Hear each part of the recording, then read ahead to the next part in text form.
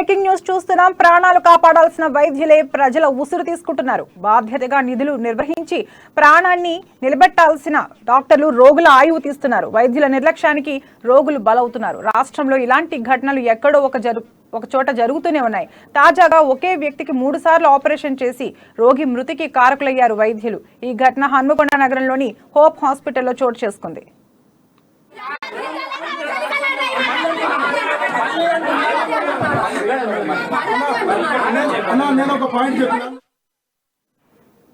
నల్లబిల్లి మండలానికి చెందిన రాజయ్య జీర్ణ సంబంధిత వ్యాధితో హోప్ హాస్పిటల్లో చేరారు. అతనికి పరీక్షలు నిర్వహించిన వైద్యులు ఆపరేషన్ చేశారు. ఆపరేషన్ సమయంలో పేగు మడత పడింది.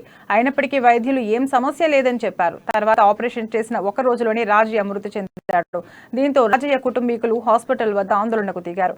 ఈ క్రమంలో హోప్ హాస్పిటల్ డాక్టర్స్ కు పేషెంట్స్ బంధువులకు ఘర్షణ చోటు చేసుకుంది. ఈ ఘటనపై మీడియా ఫిర్యాదు చేసినా పట్టించుకున్న డిఎంహెచ్ఓ సాంబశివరావు పట్టించుకోవడం లేదు.